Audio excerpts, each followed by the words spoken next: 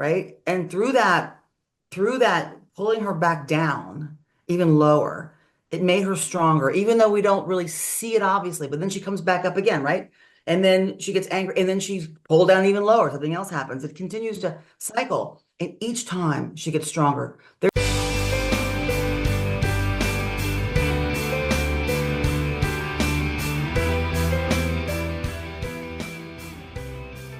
Welcome to our latest episode of Book Reporter Talks To, where our repeat guest today is Sharon Virts, and we're going to be talking about her latest novel, The Grays of Truth. The Book Reporter Bets On selection, as was her two last books, Mask of Honor and Veil of Doubt.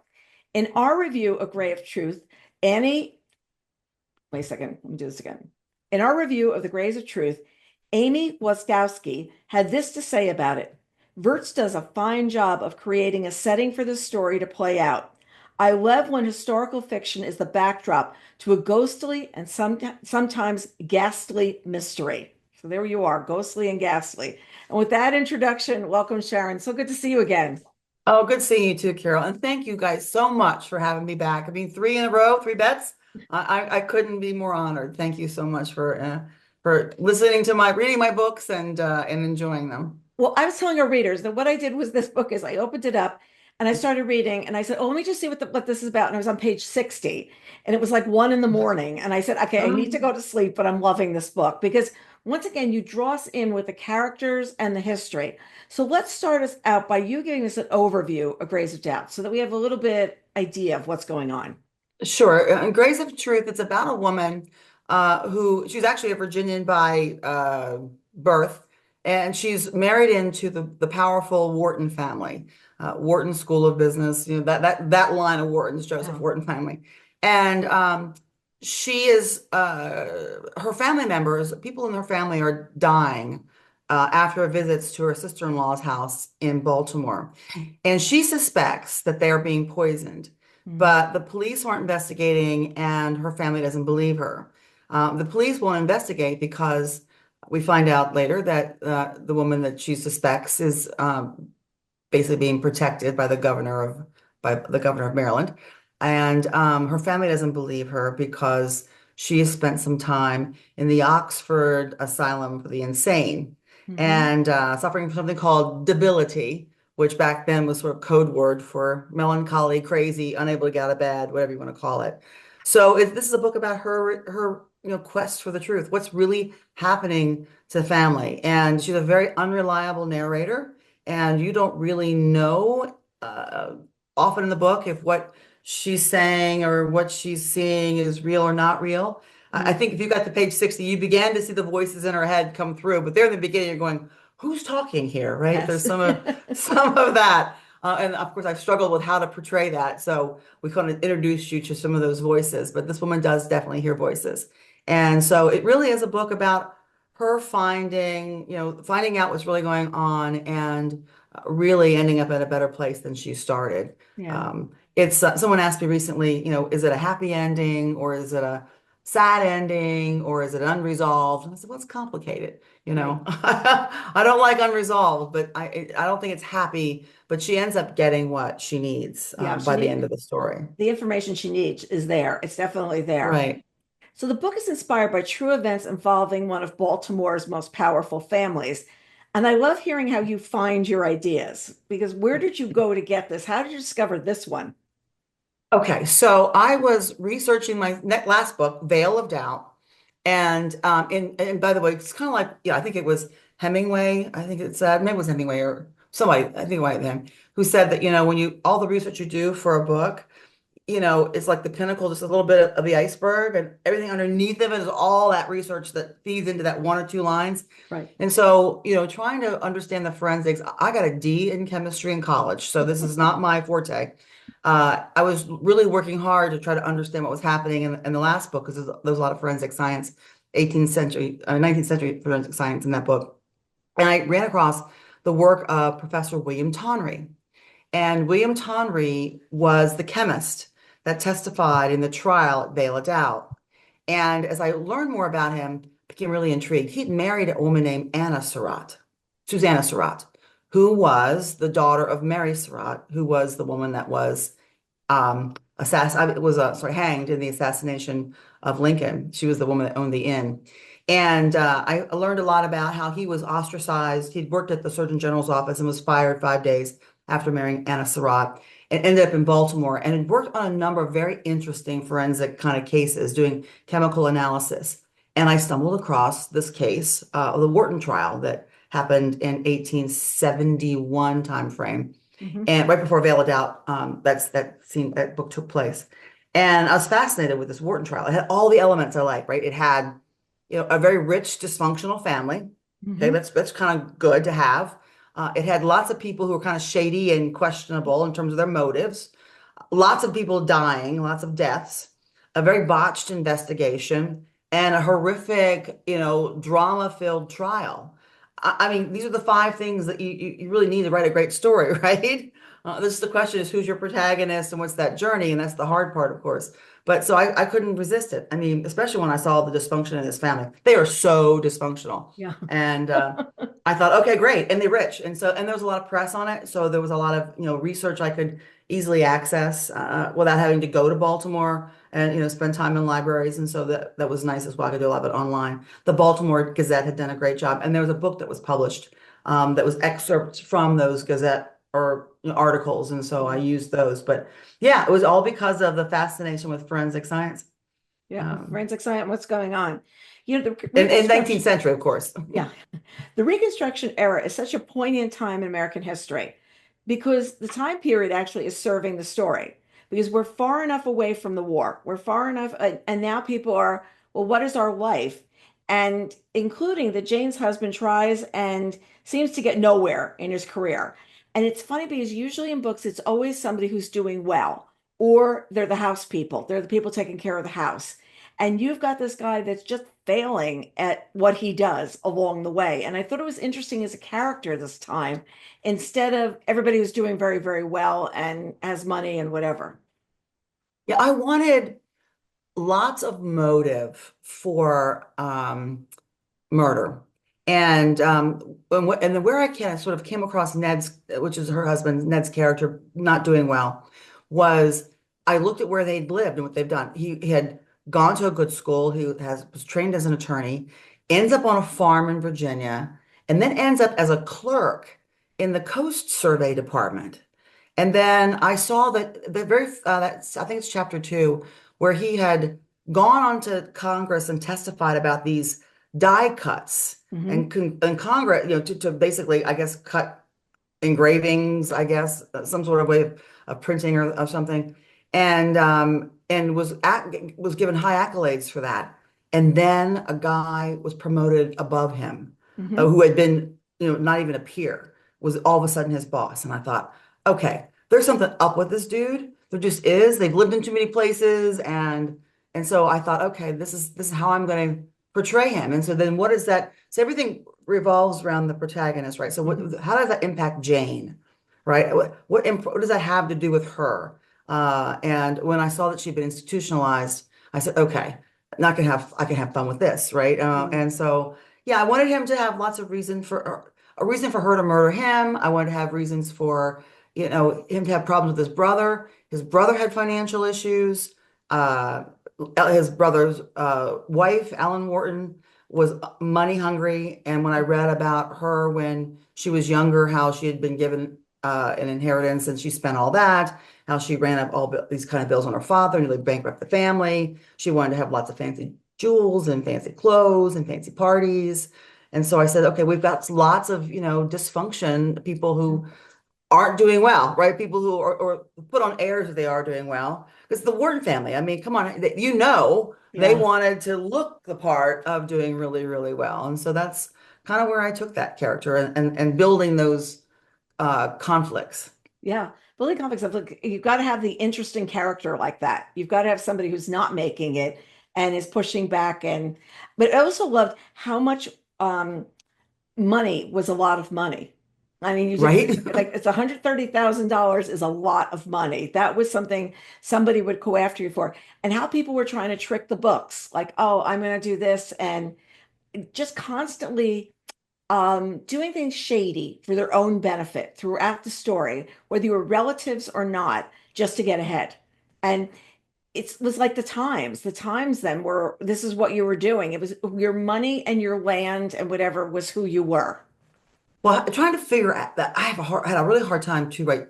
Figuring out how debts were paid and you know the whole I don't know if there's a scene in there I think where they're explaining how the notes of indebtedness have to be there to back up whatever's in the ledgers and the debits and the I mean I have some of those old ledgers. I have one that my grandfather had or great grandfather had, I suppose, and then I've seen them online how they kept track of that stuff. But these notes of indebtedness, I didn't realize there was something separate from that. So if you didn't have the notes that showed that things were paid or not paid, then they couldn't validate your books. Now you probably could have faked all that stuff, I suppose, if you wanted to. Right. But and so that was figuring all that out in order to sort of paint the financial picture, how easy it would be to commit fraud if one wanted to. Hmm. And then, like you said, what's the value of things? I mean, apparently $140,000 was a huge amount of money. And that life insurance policy was the biggest one written in that time period. And to this day, I don't know if it was ever paid to her. It probably was when she was acquitted. But in my mind, how do you know how much money it is? Because when you do those little calculators online, they don't really tell the picture. No, Just like no, today, they say it's only 20% inflation, but when I go to get something that I didn't, it's twice as much, in some exactly. cases, probably just an average. So it's really hard to tell how much something was really worth. But I just know that $140,000, which is one of the life insurance policies value, was a lot of A lot of money, like money. a lot of money. And we always think in terms of millions or Right. billionaires or things like that, hundreds of thousands were the deal. I thought it was interesting. There was also talk that the land was exhausted before the war, and profiting on farms, not plantations, is a thing of the past. So let's talk what happened, because actually, where you made money changed. It was no longer the plantation, it was doing business that became, there wasn't the business of running a farm, it's the business of doing business. And a lot of people really didn't make the move into that because how many opportunities were there? Am I right on that? Right, correct. So and one thing I like to do with historical fiction, Carol, is that I want to weave in the environment they lived in as just part of the scene, the background, a blurry background, right? But it's integral to the discussions you'd have at the dinner table. But then I don't want to exhaust the reader with all those details and overwrite it to where you're like, okay, I could give a care about the land being exhausted, whatever. But in that case, for example, the land was exhausted because in the South, especially in Virginia and then a little further south in North Carolina, they grew tobacco for a long time and they didn't rotate crops. And tobacco sucks the nutrients out of the Mm. soil. So then it won't produce bigger crops of tobacco year after year. And then you can't get corn, other things to grow. And so we had a lot of situations where after the Civil War, the bigger farms, the bigger plantations were being sold and cut up. And a lot of Germans and Quakers and others were moving in and taking smaller pieces of those plantations and turning them into smaller farms. Of course, then there was no enslaved labor after the war, but even before the war, Quakers and Germans didn't use the enslaved. So they had a whole different way of farming, rotating crops, different kinds of ways of fertilizing, which the big plantation owners didn't have. And then after the war, they couldn't just sell off their slaves to the big plantations in the deep South. So they either went bankrupt or as you said, they had to get into other lines of business, like, for example, working for the federal government, which is what Ned did. Right. And I believe the farmer, the Thomas character, Thomas Shippen, when he was in Petersburg, ended up working as like a customs agent of some Hmm. sort, monitoring the transactions coming in and out of the port of Richmond. So yeah, they had to change how they did business Yeah. and how they survived. And the South was in ruins. It was in ruins, and they had to rebuild with little resources to do so. And it took them a really long time. And these are the rich people I'm talking about. Just Right. imagine those smaller farms and those smaller places and people with less money, and how long, in some of these cases, it took them to get out of the poverty that they had been left with. And I think that I wanted to reflect that. And I did find in the research I did, there's a scene where Jane Grey and her sister-in-law are donating clothing to the South. And then they talk about this auction where they were going to be selling off the finer items and then sending the money. And that actually did happen. I read that in Baltimore. They were Benjamin, I can't remember her last name, Mrs. Benjamin, somebody was holding an auction, and they raised a lot of money for the orphans in the South because there's so many children that were left with, with nothing, both on both sides. But it was really, the poor whites, but also you had a lot of, black folks that were just, also, they were still living on those plantations in those shanties and trying to figure out how they were going to make it on their own. And that's where the whole sharecropping and everything else came from. But it's all part of that background fabric, not really part of the story. Just like today, we would be talking about the election, for example, maybe, because it's a big election coming up. Then it was the impeachment of President Johnson, Yeah. and all that fighting. And I wanted to reflect that just as a background piece, but not belabor it with you as a reader. No, but you And have to I know think, that that's the frame. That's the time frame we're talking about. I also read a book, and I'm going to space the name because I'm terrible at remembering this. I can tell you all about the book, though. Earlier this year, it's Bets On, and she had talked about the blacks who were given land by the water because nobody wanted to be near the water. That wasn't great. And then they wanted to develop resorts. And it was, you had to be able to have the papers throughout the years to say that your family still owned the land because then everybody wanted to have that because it's on the water. The water was where all the value was. So it's interesting to see like through the years, it's almost like a book about the land and what happened with the land during all these, decades, centuries, whatever, of value or not value. You right. know? Well, and the other thing about, the land and other was the way women's uh, finances were treated, right? You didn't Yes. have your own money. No. It would belong to your father, or even if you were, it was your money. Your father had left it to you, and you were able to hold on to it as you directly. Having control of it was also an issue. Usually your brother or an agent or, that would look over your shoulder to make sure you weren't being ridiculous with it.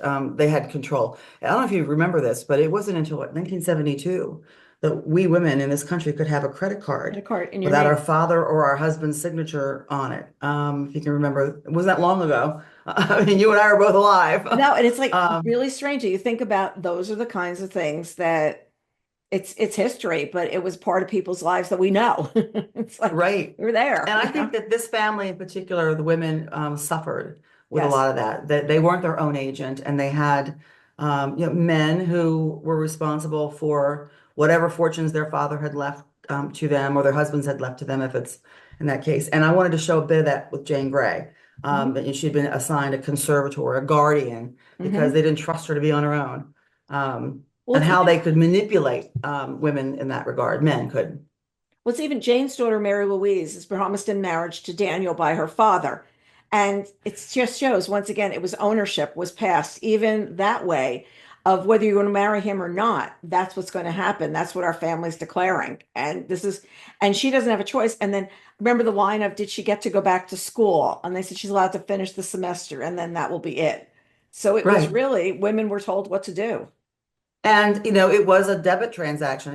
I think in Jane Grey's case, she felt in her arranged marriage that she was just being transferred from, a credit, a debit on one column to a credit on another. She was just being moved within the Wharton family when she married the brother, the Wharton family set of books. And in Mary Louise's case, Ned, her father, got something for it. We don't know what he got for it, but he was going to get probably an assignment at the Defense Department. He was going to get something. The War Department was in defense back then. But there was some trade. So it had nothing to do with what we wanted as women. It had everything to do with what the men wanted. And usually the fathers. It was a deal. Yeah. Um, Let's and let's get it's our family sad. here. Move the family here. Yeah. Let's do that. And there's so much foul play going on in the Wharton home. How did you decide to pace the storytelling? Because at one point, it's like people are like dropping like flies. I mean, you go to that house and you just may not come out. Then there's that, right? So I do, Carol. When I start a story, I take the real dates of what really happened and I put them on little post-it sticky notes. And then I set up a timeline on a wall, and then I put them in different characters of different colors, and I put them all on the line. And then I go, okay, do I need to bunch? What do I need to bunch where? Because I want to make sure I got enough, stuff across the timeline that I'm not loud, it's not sagging anywhere, but Right. also it's not too clustered. And that's what I tried to do. And then I realized that I had to have some action in between a couple deaths because they happened back to back within weeks. And so I would create scenes that I really wanted to maybe do later, but move them into that spot and change them a bit so that you almost like a Hitchcock movie, you get a little bit of breather in between the next thing that happens, a little lull, and then we do it again, and then a little lull. And then I try to watch my marks, 10%, 25%, 50%, 75, 90, and then the end. So I try to pace it like, I read the Don Moss, how to write a breakout novel a long time ago. So I try to follow his rules on how to do some of that. And I hope it worked. I hope it wasn't too much fire hosing.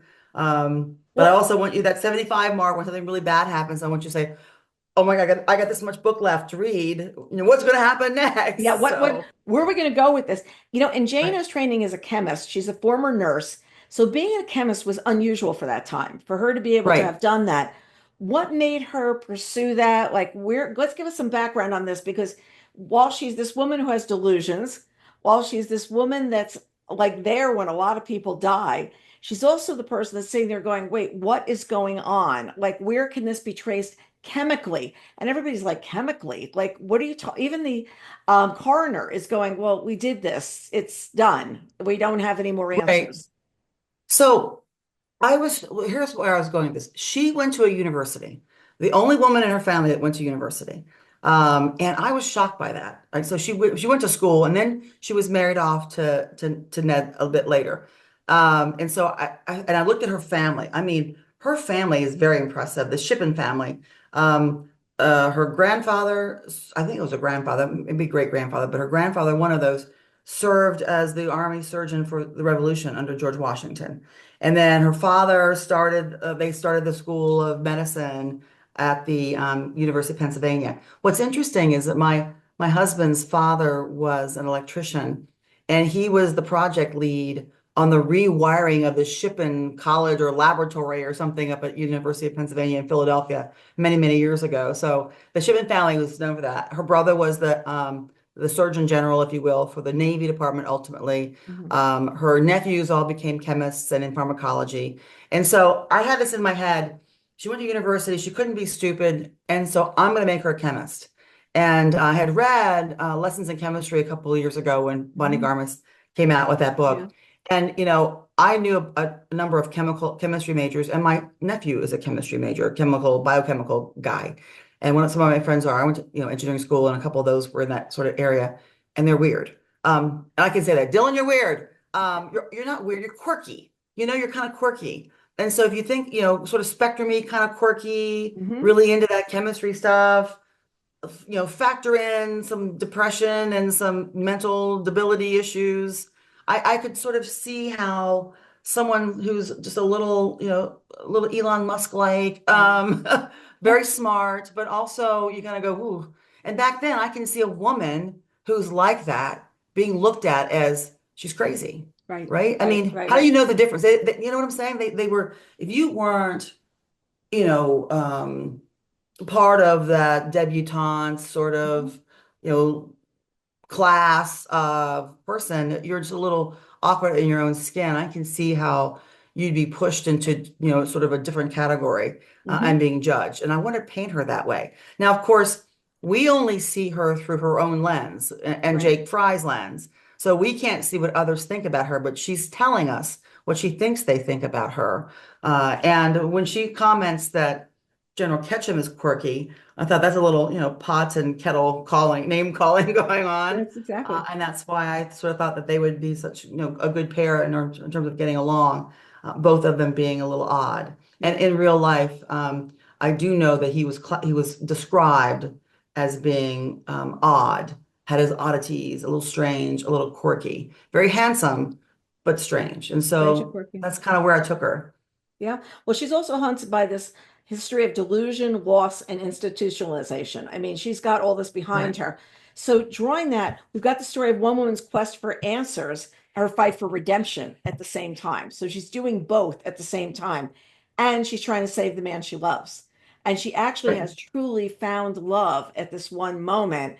And she it's no joke. Something's going to happen that's not going to make it work. It's something that's happening. And she was really going to find a new life for herself. And she was invigorated by being able to finally do this till that was cut short as well. And I feel like she's somebody who has tremendous gains and tremendous loss at the same time.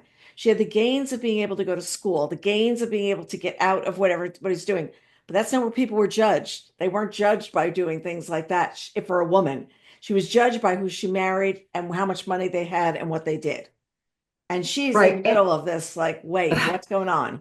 Well, what I wanted to do with her too is that, she'd be at a low point and then I wanted to build her up, right? And then she'd sink even lower, right? And through that pulling her back down even lower, it made her stronger, even though we don't really see it obviously, but then she comes back up again, right? And then she gets angry and then she's pulled down even lower. Something else happens. It continues to cycle. And each time she gets stronger. There's a scene, and I'm not going to give it away, but it's my coffin scenes, one of my favorite scenes. Someone says a bit like a fish, the Wanda fish, the old Monty Python fish called Wanda sort of moment, and she walks out of that scene, if you will, with her head high. And I can tell you a few chapters before that, she wouldn't have walked out of there with her head high. She would have been, her head bowed. So, and if you notice toward the end of the book, I take her about as low as I can go, she can go. And she doesn't want to get out of bed. If you remember, and her sister-in-law comes in and says, get up, pity parties are poorly attended. I've had enough of yours. Let's go. And somehow or another, Jane finds it within herself to pull herself up and go. And then she kind of pushes all this aside and gets stronger still. I mean, that's what I wanted to do. I wanted to continue to build her, through that tension of stripping her down and then rebuilding her. And I wanted you as a reader to feel that, I wanted you to feel that with her too. But not get so low with her that you couldn't, be all there rooting and didn't want to give up and didn't want her to give up. And you helped lift her up too in your own heart when you read the story. That was my objective. And Yeah. hopefully I did that. And you want to sit there and say there's some redemption for her in the end. There's some redemption that, gee, you were on the real, good track. Okay, oxalic acid is talked about as a possible clue into the various characters killed. How much chemistry did you, okay, you said you got a D in chemistry. I probably I did as well did. as I'm you awful did. at it. I mean, seriously, how much did you have to learn to write these two books? Because A both books have lot. had this. A lot. And my husband helps. I've got a friend in college that, like I said, was a chemistry major, so I'll ask her some questions, but a lot. It's hard for me. And then I have to have people check it to make sure I got it right. Because at one point, I think I said sulfite instead of sulfate. And someone said, well, no, if it's I may have this right. If it's the site, if it's the sulfite, that's a poison. It'll kill them. If it's a sulfate, it's okay or whatever. I can't remember which way it went, but it was like, oh, I had to change the A to the A to an I because otherwise it's really, really bad. I had to do a lot. And I have a huge, not in my office here, but I have a huge book of old chemistry stuff, a lot of Google searches. It's really, really hard, and I check with some doctor friends of mine, will this poison cause a rash? That was a huge Yes. part of this book Yes. was Yeah. that rash, but it's not consistently caused. Another thing I did too, which is, just for pacing's sake, is that most likely someone would have gotten sick and lingered on for a couple of days before they succumbed to whatever the poisoning was. And you and I wouldn't have the patience of a reader to wait a few days for that. So Right. I did compress it. So if there's any doctors and nurses and chemists and pharmacologists out there, yeah, I know that some of these poisons I'm talking about wouldn't have killed overnight, Yeah. but I needed to have some pacing issues for the reader. Maybe if you gave them enough of it, it would, but trying to discern all that has been tough. But I'll tell you what, if anyone ever does, if my husband gets sick and dies, and anyone does a Google forensics analysis on my computer, I'm in real trouble. What poison makes this? What poison can't you detect? You're I like, don't know oh if you wait, know I'm this. going right out there. I mean, it's like, let me just put the little prison suit on right now. I'm ready. Right. In the beginning of the book, so for example, I didn't know this until I started research because when the castor beans, and this is chapter one, and chapter one's available to anybody to read, but in chapter one, we find out that castor beans are the cause of the poisoning of Rebecca Ketchum. And I don't know if you know this, but you know what castor beans, what's in them? It's ricin. Oh, wow. Okay. That's why they're so deadly. And I actually we do a lot of driving back and forth to Florida from Virginia, and I did it once by myself with my three dogs in the car. It was a trip. And I listened to HLN, I think it's on Sirius Network, Sirius Radio. It's 117. It's headline news, but it's these murder things, every 30 minutes, cold cases, or I don't know what it's called. And there was one where some woman poisoned her husband and killed him with castor beans. I go, oh, really? And so and with the ricin, so I really did some research on what they knew about this and how they used castor bean in 1870s, 1860s, 18, and sure enough, they used the beans themselves. They used the oil, of course, we all know that. And they used part of the bean, women did, for birth control. Wow. But if you ate the husks, that's where the ricin was, Yeah. and that would be really bad. I mean, just think about the things we had to do in order to have some. Let's go do this, but if the ricin's still on it, I'm going to die. And Yeah, right. But I got to peel the coals off. I'd be careful of it. I could kill myself just so I could have, some sort of semblance of birth control. And it was a thing. And I did some research on that. And then I checked with one of my old friends who's a pharmacology major. And she said, yep, that's true. So, okay, I'll put it in there. But there's a lot of that kind of stuff. Again, the research to get one or two lines right. It takes time. But I love it. It's my favorite part of the book. It's my favorite part. I know, it's always doing the history. We have an interesting line from Edgar Allan Poe to start the section in the 1820s. No, 1870, I'm sorry. Evil is a consequence of good. Out of joy is sorrow born. Interesting line, right? Evil is a consequence of good, and out of joy is sorrow born. And then there's another one that starts the 1871 chapter, also from Poe. The boundaries which divide life from death are at best shadowy and vague. Not a good one. Right. Did you have these lines early or did you go back for them? I went back for them. So I knew I was going to organize this by year. Okay. Not by part. And like some years were smaller, but I knew I wanted to do that. I wanted to keep it to that 5-year period. And I always like to put, as with Mask of Honor, I used a poem, I can't remember which one it was, in there. And then last time I used quotes from the newspaper articles in Veil of Doubt that was published at the time for each part introduction. And here I knew it was going to be Edgar Allan Poe. And I knew it because when I learned that Scott Ketchum and Hank Wharton had both been at West Point Academy in 1831, and that's the year that Poe was there. And it's a small place. They knew him, right?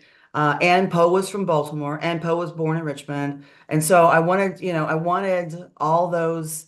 I just figured it was a perfect way the dark, shadowy kind of book. Yeah. And so as I wrote the story, I wanted those quotes on each one of the introductions to those years or those parts. And I said, okay, so here someone's falling in love, and here someone's dying. And I really wanted to, capture that. And then I must have printed out 50 quotes from Poe and then would try them on. Right. And some worked and some didn't work, and sort of settled in on that. It took me a while to do that. And then a couple of times I had maybe 2 options, and I would run it by people to say, hey, which one do you think? Who'd read the book already? And then sort of take a vote. And I think that was the one about love. We love with more than a love than was a love. That one I think was chapter 1870, maybe 71. That one I had a straw poll done on which quote would go better for my beta readers. Yeah. Well, it's interesting you talk about that, because did you ever go to the Poe House in Baltimore? Have you ever been there? Oh, but I am going to be at the Poe Museum in the spring in Richmond. So here's really crazy is we went to BoucherCon, the mystery conference in Baltimore, and we saw where the Poe House was. And we go, we're going to walk over there. And the guy at the front desk goes, you're not going to walk. So my one friend went ahead of me, and she took an Uber. And she just said to me, are you on your way? Are you coming? Are you walking? Don't walk. I take the car. So I drove my car, drive down, and it is this terrible neighborhood. I mean, it's very well known. It's a terrible neighborhood. Park the car. And as we're on the tour, I keep looking outside, making sure my car is still there. Like, I am really not kidding.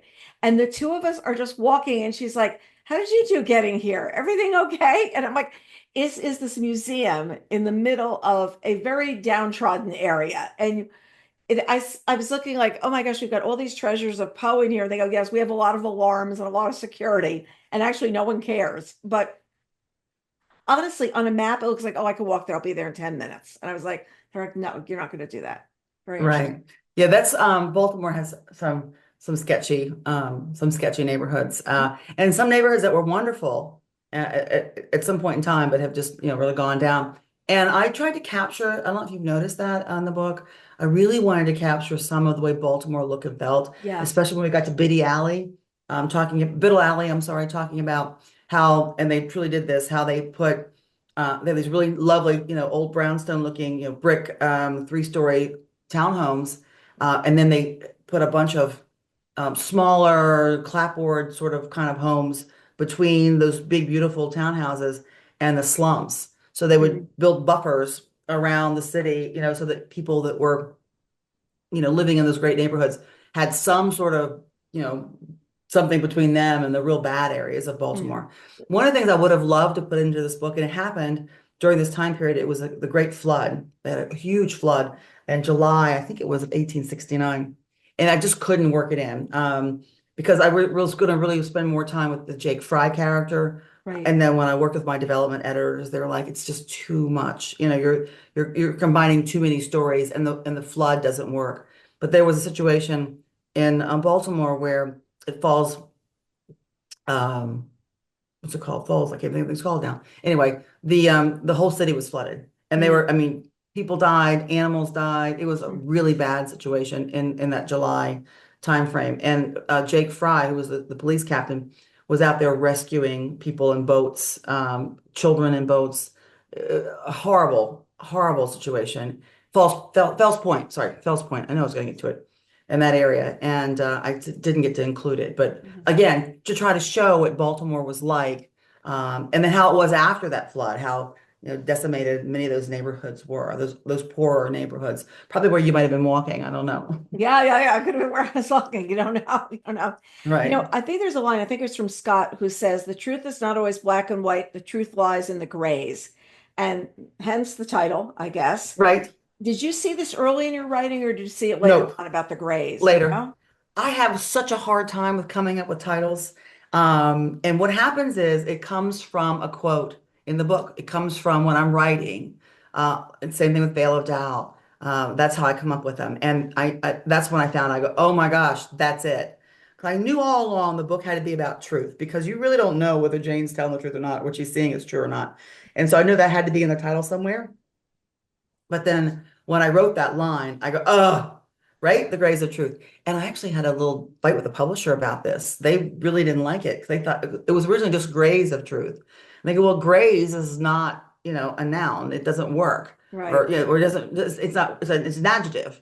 And I go, well, it's going to be a noun. And so they insisted I put the on the front of it to make it feel more, I guess, grammatically correct or Yeah, right. something.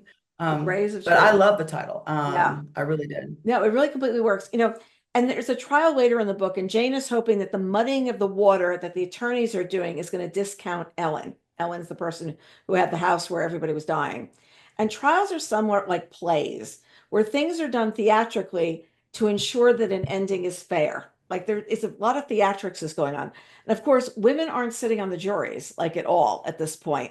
And when were they added to jury pools? Did they have to wait till they got the right to vote? Because I couldn't remember Yeah, I that. think it's different state by state. Okay. It's different state by state. So I don't really know what it is in Baltimore, but it was I know it was before they had the right to vote in Virginia that they were allowing some women on, I think. Because I Hmm. think there was a trial in the 1910s here where there was a woman or two on the trial, on the jury.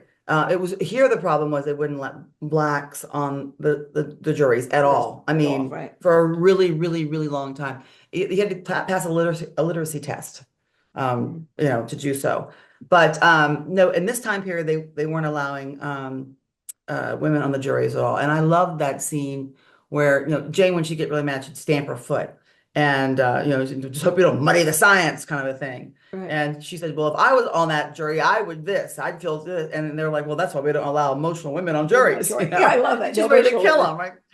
Well, and these guys were so arrogant, and you could tell in the trial testimony, in the real testimony, it was so obvious that they were so arrogant, they were so confident, and then, of course, as always, they fall apart, and it's almost like they didn't understand the scientific side enough to Yeah. be able to object at the right time or ask the right questions.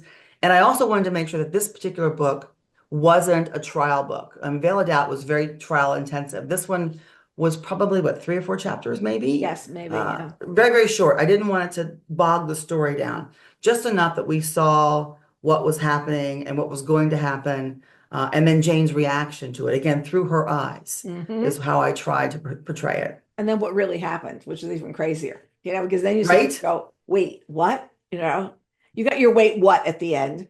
So did you Yeah. know, you say you always know the ending in advance. So did you have that last chapter of where we go, oh, whoa, what? Yes. Well, I didn't have it the way it is, oh whoa, but I knew who was going to be responsible, and I knew what I wanted that individual to do. Right? I knew that it had to result in you as a reader had to feel some justice was served Yeah.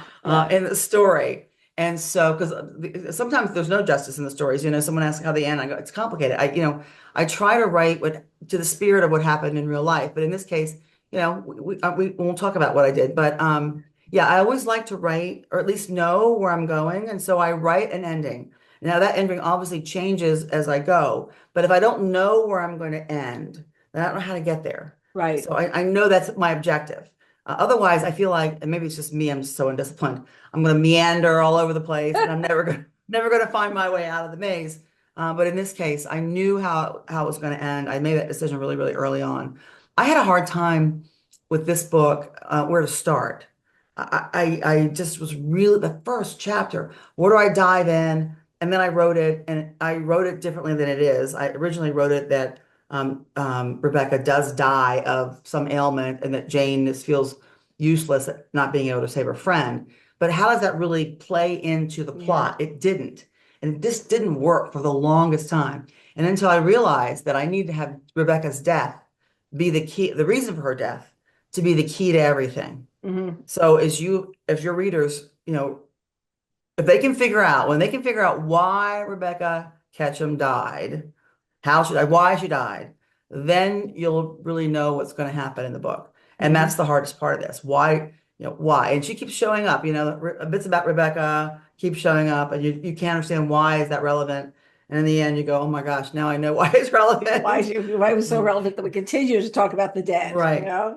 Right. Was writing this any bit easier than Mask of Honor or Veil of Doubt, or was this tougher? I wrote most of this book in 6 weeks. Really? So you all the I research researched done? forever. Huh? Did you have the research all done? Yeah, well, pretty much. I had researched forever. I'd written the ending. I'd written some semblance of the beginning. I didn't like the way it was, but I wrote it. And I wrote a few chapters, and then I got stuck. I just got stuck. And I'm like, this book's not coming. And then I went to write a sequel to Mask. I wrote like 25,000 words on a sequel to Mask in the middle of this because I said, I can't write this book anymore. I'm done with this book. And then all of a sudden, it just hit me. My husband and I were driving someplace, and I all of a sudden knew what to do with Jane. I knew I knew how to do it. And then it was around Labor Day.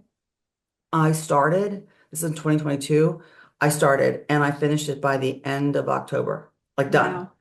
And then I called the publisher and I got something. I'm ready. Let's go. And that's kind of how it went. I mean, I wrote it literally in 6 weeks, most of it. Now, there were missing chapters. It was ugly. I mean, really ugly. I mean, I have a real problem with word echo in writing. So if I think of a word, I'll use it 12 times on a page. Don't ask me why, how. You'll see that in some of Mask. But in terms of writing it, no, I think this was probably the easiest book I've written. Okay. I didn't use an outside editor. Usually I have an editor working with me along the way.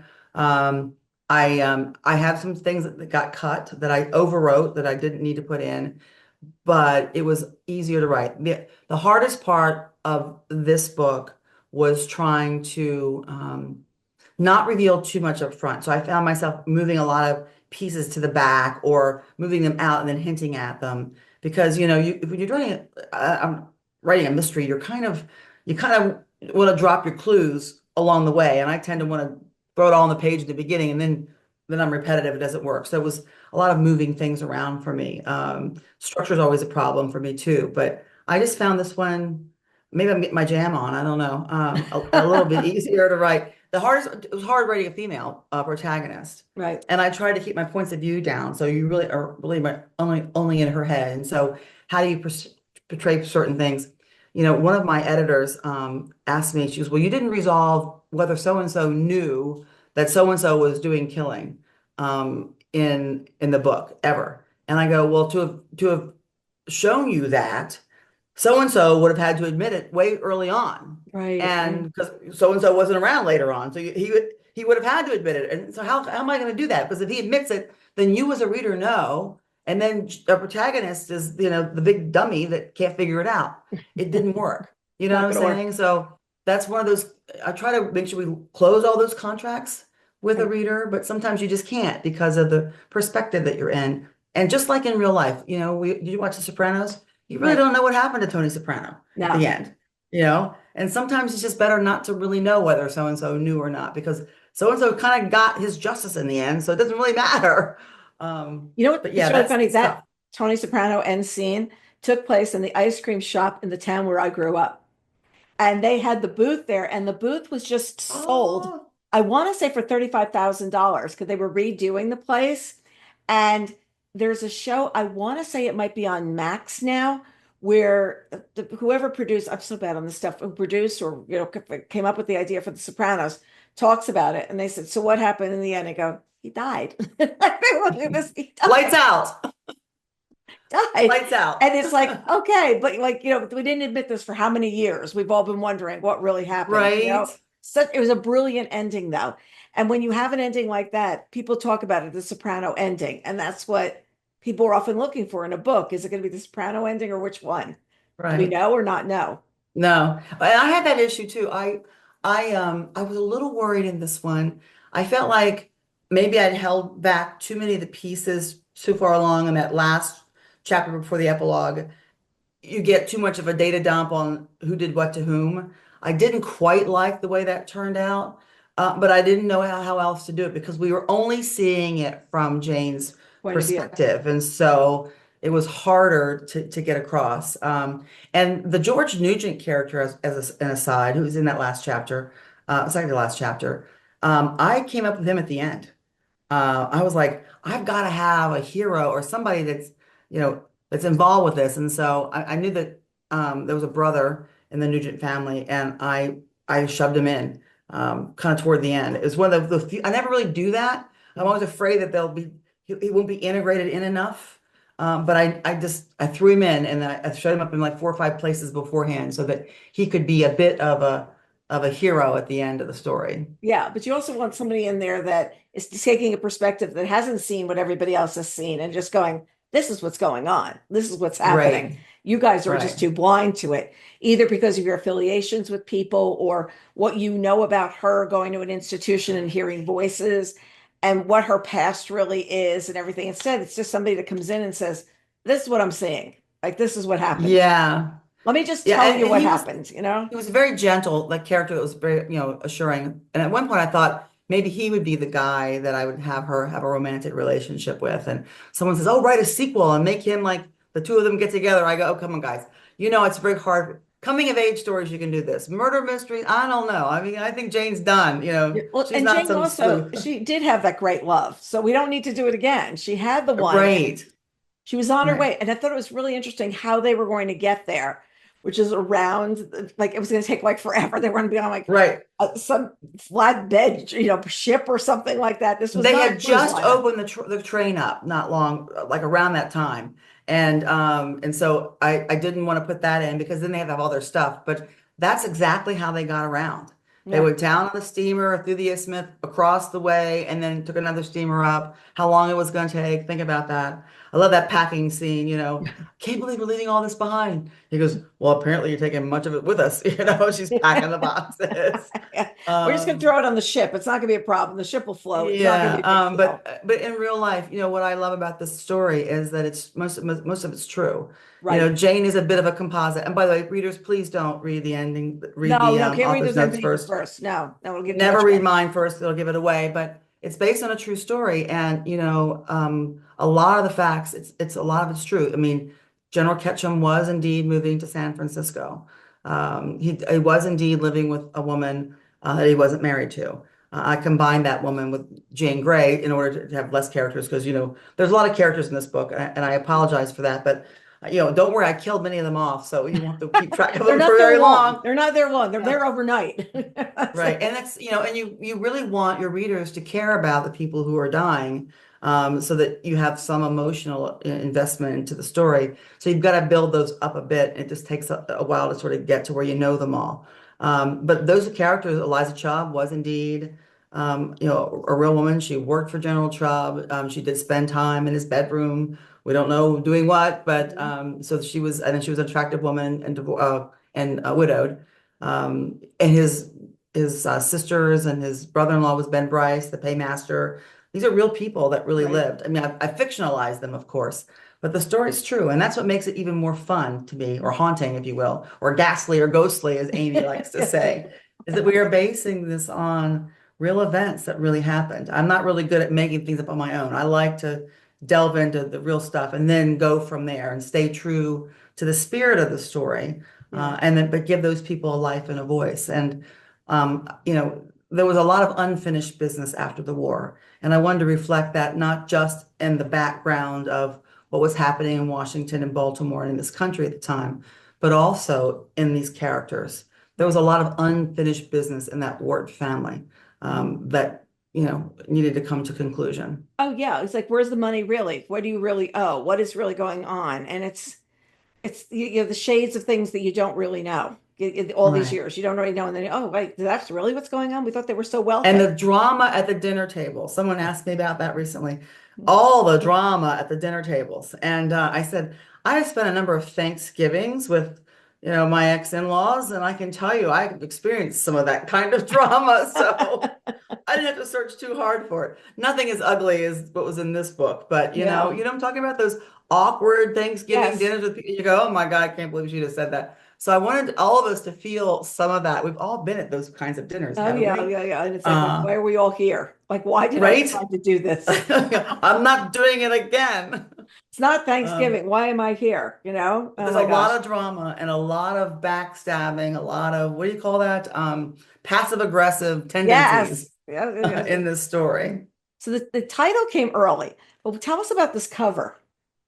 This So Flashpoint does they have a fabulous illustrator over there. And so if you notice, it's the profile of a woman's face, right? right? That's kind of looking down, and there's all this stuff coming out of her head.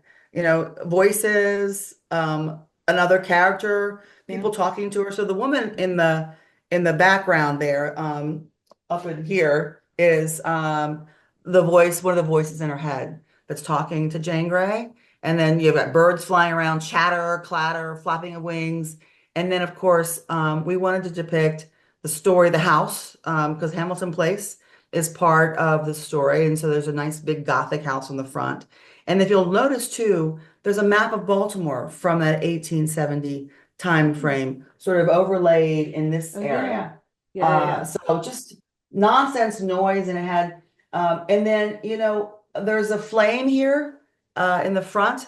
Now the house is on fire, but there's fire plays, a burning plays a role in the story of what's all the confusion and noise in Jane's head as well. But Mm-hmm. you have to read the story and get toward the end of the book when the big reveal comes out as to why Jane is hearing voices, or at least some of those. Those ghosts in her head. I just love the cover. They always give me 4 or 5 options, but I really wanted that sort of a bit like a Rorschach drawing, you know, but Very lots of things. murky. Very murky. Uh, yeah, Nothing's clear except the building, nothing's you know? clear. So how about the old, I love the illustrations of the title, where they do the titles too. You yeah. know, they're not your normal font. They do a lovely job. And it sort of looks a bit like the old Bailed Out cover too, with some of those coloring. So I loved it. I love the way they depicted really what was going on in Jane's head, or At the not going on in conclusion, her head. or not. The audio is narrated by Shannon Pennington Baird. You picked her? I did. I listened to a lot of people. It's funny when I did my video audios for my other two books, they were both male speakers, and I found them right away. I listened to the first selection of whatever, and I'm like, I want that one. I went through, I think, three or four, maybe at least four different auditions with different readers to find her Mhm. because they're all over the place. And I just want someone who reads more quickly, that doesn't bore you, that can do the voices a bit, acts it a bit, and then who is, I don't want us to try to emulate the accents. You know, Okay. I'm sure that there was a lot of, lofty, upper crust kind of whatevers. And I wanted someone just to read it normally. I Mhm. didn't want you to try to be 1870 because I want to appeal to an audience that, listens to books today and it in our voices Right. can kind of hear what's going on. I think she does a fabulous job. Fabulous When job. when you listen on audio, do you change the speed? Because I haven't done I this do before. not. I d- I I have not, and people are saying, "Oh, you should change the speed," and I'm like, "What do I change it to?" You know? Right, I guess you can speed it up, but I think what happens too is that I like the pauses and the inflection because it means something. And actually, when I go through and do the edits, I listen to the whole audiobook and I time mark where I've got an issue, and I'm like, you need a longer pause here, or Mhm. you're too quick there. And I'm sure it makes them insane. But I do that because I want the reader to just have a minute, just a beat, to process what just happened. Right. And so I think if you speed it up, you might lose that. Yeah, you might. I'm just curious. I'm like trying to figure out what's going to do. Well, do you also, besides having a history, an interest in history, an interest in the land now and what's going on? And recently, I want to talk about what you did in North Carolina because I think it is. I've told people the story over and over because I think it's so interesting. There's, flooding in North Carolina happened. What was it? September? September? I think it was. Yes. And End of it, September. it was on the news for a couple of days, national news all over the place, and it's not now. And I did hear that over the weekend, I saw someplace that the mansion did reopen, that, that is still happening. But by the same token, there's a lot of stuff. There's a lot of destruction and rebuilding and whatever. And you had your foundation match some donations. Tell us what North Carolina meant to you that you went to, say, this is something I want to do. Well, I grew up not far from where I live now, but my mother's from the Appalachia area, and I spent time down in Asheville, in Cashiers, and places that are in those lovely mountains, and uh, I was just knowing what happened and seeing how those little when you drive in those beautiful little drives along those creek beds, in those ravines and in those hollows, and just imagine all that water in there and what happened to those communities and how decimated they were. Mudslides, drownings, it's just horrible. And I know that yes, there are a lot of cityfied people, as my mother would say, but there's a lot of country folk like her that live in some of those areas, and they're so remote and so beautiful, and the devastation was so horrible. So what we did was my son, we had First Friday, I have a little small art gallery in town, and he and I said, we're going to do pumpkin painting and his fiance down there. And all the proceeds are going to go to North Carolina. And we said, let's do more than that. Let's just say anybody that donates anything, we'll double it. We'll match whatever it is that you donate through our foundation. We put signs up downtown. The next thing you know, we have donations pouring in from all over the place and all over the country. Right. We raised $60,000 Yeah. from the community, which we matched and sent to Samaritan's Purse, who they took helicopters in, they've been delivering blankets, they've been delivering aid, they've been chopping down trees and mucking out houses. And as a matter of fact, I just got an email from them sending me some photographs of some of the places where they've been, and that our money, the foundation's money, and the money from all of your listeners out there, readers out there, have sent in, and what the good it's done. Yeah. And I think it's important, right? It's important to do your share to put back. And so we stopped some of that fund. We stopped all that fundraising. We stopped doing the matching at the end of October. We did it for the entire month of October. Right. And right now we're focusing our funds on fentanyl awareness. My Mhm. son had worked in Richmond on a project called Operation Ceasefire, targeting gang violence. Mhm. And he realized, he's going to law school, he realized right quickly that you can't litigate or prosecute your way out of these crises. You've got to get these at-risk kids early on and explain to them the bad things that can happen with drugs and fentanyl, et cetera. And so we put together a golf tournament, and he raised $72,000 for Wow. youth awareness programs on fentanyl and then Narcan and those kinds of things to help both victims of the poisoning and getting to kids who might get into the drugs and the gangs ahead of time. And so we've been focusing our efforts there in the month of November. So, our foundation, my family foundation, does a lot, whatever they can to help Yeah. areas where and things and causes that we believe in.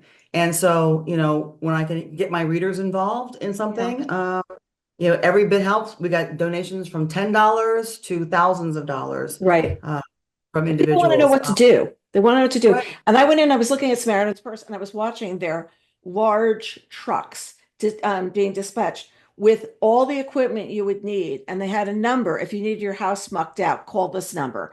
And whatever you need, here are the 5 things we're going to do. And these are the 5 things we'll do for you. And when you're watching the photos coming out of there, I missed the piece on 60 Minutes a week ago Sunday, where they actually looked into like where we are now in North Carolina. But you feel like these are stories of our country right now that we need to be pursuing of what happens. Like, yes, the Biltmore reopened and they were going to have a whole big street fair there for people with the arts. But how much tourism was lost this fall that I never really thought about it, to be honest with you. Right. Never entered my Right. mind that that was a big time to go down there. And that's where they made all their money was the month of September to November. Never Exactly. thought about it. Right. It's a horrible time. And by the way, it's not just Western North Carolina. It's parts of Tennessee, Yes. lots of places in Georgia, and even Southern Virginia. Now, Yes. we directed all of the foundation money through Samaritan's Purse to Western North Carolina. However, I did have some donations that came in. They wanted us to look at Tennessee and Georgia. And so I just wrote Samaritan's Purse. I got a contact down there, Debbie Smith, and she said, got it. That's where it's going to go. So they're really good they're very Right. responsive about where you can direct it. You can't direct it to a specific town, but you Right. can say, can we, it's really more county oriented in terms of how they're operating. And they have been fabulous. And we know that most every penny, except for a small little itty bit, goes directly to those, like 95% of their money goes directly to those communities, which Right I on the think is ground. so important. Because sometimes you don't really know. I'm not besmirching the Red Cross, but I hear there's a lot of admin costs sometimes that Right. gets layered onto them. And some of these other charities I have no idea about, but I do know that Samaritan's Purse is fabulous. And if you go to them directly, you can go to their website and give to the Outreach America program. That'll help. But you can also just write them a letter and say, I want my money to go towards Yeah. these efforts. And they're Target they're this. wonderful about directing it that way. Yeah. Which is really huge. Debbie Smith, Samaritan's Purse in There we Boone, go. North Debbie Smith, you're Carolina. online now. I know you have a large online book club. And so I just tell do. us, what are you reading this month? What are you reading this fall?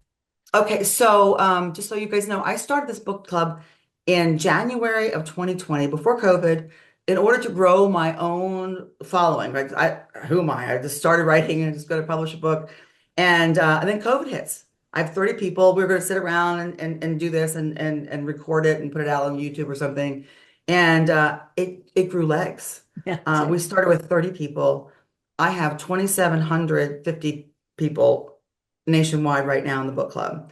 And we meet on the fourth Thursday of every month, kind of like your Bookaccino thing. Yeah, no, We yep, meet on yep. the fourth Thursday of every month. And oftentimes I have the author come in. It's a current release historical fiction within the last 12 months. And we've had a wonderful host of people. So this month we are reading Queens of London by Heather Webb, and Heather will be joining us, Right. which will be very exciting. We're reading Sylvia Garcia's Moreno. Yeah, yes, wait.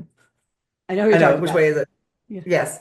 The seventh Veil of Salome is coming up in December. Taylor Brown's Rednecks in January, and Gail Jones is the Unicorn Woman in February. And so we're still looking on March, and I just got a galley in from Paulette Kennedy and some others. So we'll see how they look. I try to pre-read them all, unless they're an author I really know and love, like, someone like Susan Meissner or Amy Harmon or Yeah, Diane Chamberlain. you can wait till that month to read it then. Yeah, I don't have to worry about their stuff. I know how they write, so I always love their stories. But yes, and it's lovely, and we have a great time. We have a great bunch of gals that gets on every month. I think it's about 50, 60 now. I have to toggle between 2 and 3 screens sometimes Uh-huh. to discuss the book. And you can ask the questions to the author directly, which is lovely and nice. And they only last an hour. We go from Great. 7 to 8. Fantastic. I Where are love you them. built? Yeah, and it keeps me reading. I think I might get lazy, and when you're writing, you don't think you need to read. I Right. was talking to one author friend of mine who says, I can't read anything while I'm in the middle of writing a book. And I said, well, if that was the case, I would never read at all That's because I'm exactly always because you're always writing writing. something. So what is next? Do you know what's next?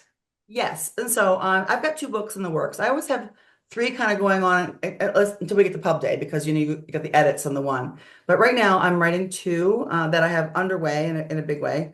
The first one, we have a title already. It's going to be called Storms of Rage. It will publish in early 2026, probably March timeframe, maybe.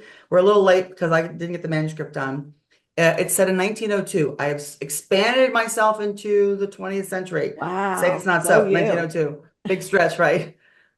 It's about the lynching of a black man, Charles Craven, in 1902. But it's not about him. It's about, of course, he's in there, of course, but it's about the attorney who was a prosecutor who went after the lynch mob.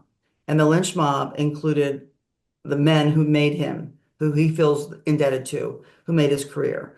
And so it's his struggle to go against that lynch mob and the influence of those people. And there's also a bit of a mystery in there in terms of what really happened to the gentleman that was killed that caused this kid to be, in my mind, falsely accused. So Mm. it's really an interesting discussion. And my publisher also publishes Martin Luther King III. And so there's some rumor that, maybe he'll take a look see, but we want to make sure that we do it right since it is, a sensitive topic. The book I've got, the one that's not titled yet, that I'm researching is about another murder, and definitely a murder mystery in Middleburg, Virginia, of a socialite who was a member of the Boeing family, who she and her maid were killed while they were sleeping and robbed.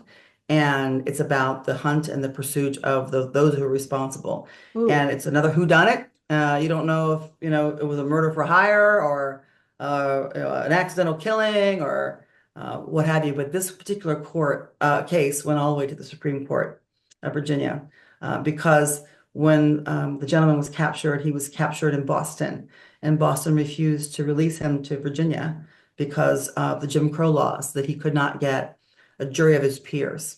And so Okay. you have those tensions in the book as well. So those are the 2 I'm working on now. And of course, I've always got 2 or 3 in my head, but I always find them through research I'm doing on something. And Yeah. Yeah. It's like I turn the page and oh wait, what about this guy? That sounds like I interesting. said, it has all the elements I like. It's got rich dysfunctional families, multiple shady characters, lots of motive for murder, botched investigations and trials, all those things I like in All the them. things you're into. Sharon, once again, it's been so much fun to talk to you. I feel like every time we get Yes. together, it's like this woman's got so much energy of like, what I'm going to do now, what I'm going to do next. I've So got time enough to sleep in my grave. that's exactly my feeling as well. My feeling as well. And that Right. extra hour this weekend was just glorious. Wasn't it wonderful? Yes, right. Let me Except it count the gets dark at ways. 4:30. Yeah, be dark. We'll be eating dinner. My husband goes, "We're gonna eat dinner." I said, "Well, no, it's really only this." He goes, "Carol, the clocks went the other way. I'm starving." So I said, "Oh, okay." I know, I did right? the time wrong. My I'm so dogs sorry. haven't made the adjustment yet, but now they're like getting up at 5. They're like, stop, y'all are killing me. Yeah, no, So no, no. This isn't good. This isn't good. This isn't good. Time difference. Time difference. Great to see you. Hope to see you in thank you person so very, much, very much Carol. soon. Thanks so All right. much. Thank you. To everybody else, we'll see you next time on Book Reporter Talks to.